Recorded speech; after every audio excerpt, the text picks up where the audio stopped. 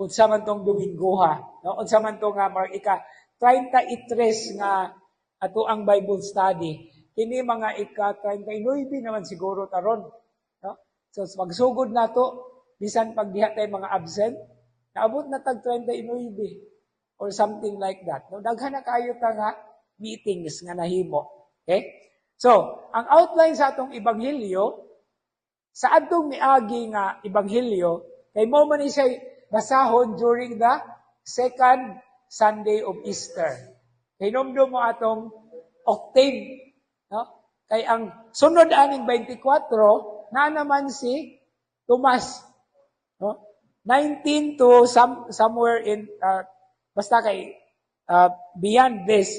Pero mo ni siya ang nahitabo sa unang adlaw o sa Domingo sa gabi pagkabanhaw sa Ginoo. No? Ang sunod ani nga bersikulo 24 mao na ang octave, the week after na naa na si Tomas.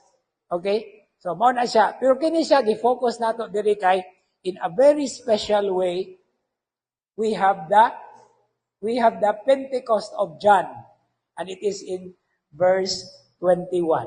No? Mao na siya ang nindot kaayo nga pagtan-aw nato. So ato na siyang ipahiluna karon. So 19, 20, 21, 22, 23. Ato agid siyang gitinagsa. No? Sa una natong paghisgot ani duhara ni siya kabahin kay taas man tong ebanghelyo ha. Karon mubo man, so ato ang detalye. Okay, so verse 19. Wala na ako nabutangi og letter V.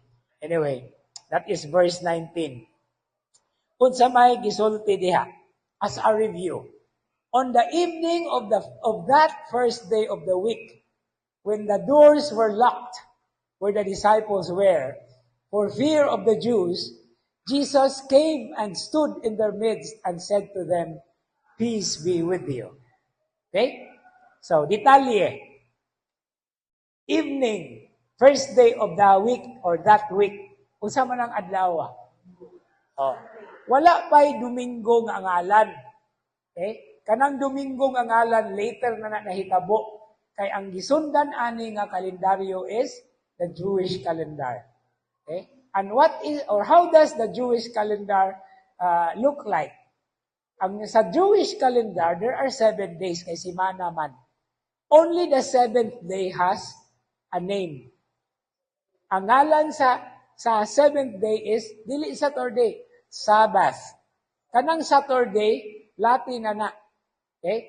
So, walay lain nga ngalan ang mga adlaw sa simana sa Hebrew calendar o Jewish calendar gawas sa 7th day na mao ang Sabbath or the day of rest.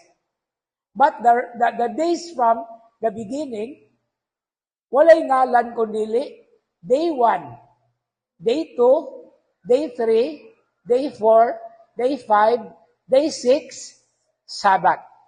Okay? So, ingon ana ang pagtanaw. So, kung ang Sabbath is Saturday, according to the Latin and the Gregorian calendar, ang sunod na adlaw sa Saturday is Sunday. Na mao ang day 1. Okay? Now, nganong gitawag man nag day 1? Kay mo man na ang unang adlaw sa creation. Kunya, unsa may unang gimugna sa Ginoo? Sa creation. The light, no? The light from where the sun gets its light. Ang adlaw, buwan, ug mga bituon, ug mga denizens of heaven, gimugna na sila sa ikaapat nga adlaw. But since the first day is the day when light was created, mupuna siya ang adlaw nga nabanhaw ang Ginoo. And we call the Lord as the Son of justice, the Son of righteousness. Unya, asa man mo, subang ang adlaw in the east. Unsay tawag nato sa adlaw sa pagkabanhaw sa Ginoo? Easter. No? So, mo na siya. No? And what is another word for east? Asia. Oh, Asia. Kanang Asia means oriental. Unsa may opposite sa oriental? Occidental. Occidental is west. Kaya sa unang panahon, duha ra ka buok marker diin mo subang ang adlaw, o diin mo salop ang adlaw. Kanang north o south, later on na nagihatag, pagsugod og conquest, katong mga conquistadores, muna nga naan ay kompas. Pero, ang pagtanaw nato is, diin mo subang ang adlaw, mo silang ang adlaw, o diin mo sawop ang adlaw. Muna siya main references sa mga tao sa una. No? Asa mo sidlak, that is the east. Asa mo salop, mo na ang west. Okay? And the first day of the week is Sunday. Or, sa Latin, sa Espanyol, gitawag nag Domingo or Domenica. Meaning to say, Domingo coming from the word Dominus, meaning Lord. So, the Lord's Day. Okay. Now, this description is a clear time reference marking Jesus' salvific historical character of his first meeting with his disciples after he rose from the dead.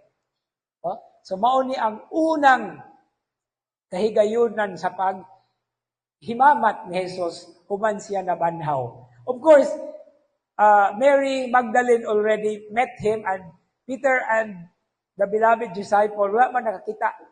Si Magdalena na may privilege ato no nga dito sa garden, iyang gitawagan ni og sir, no, katuo siya gardener.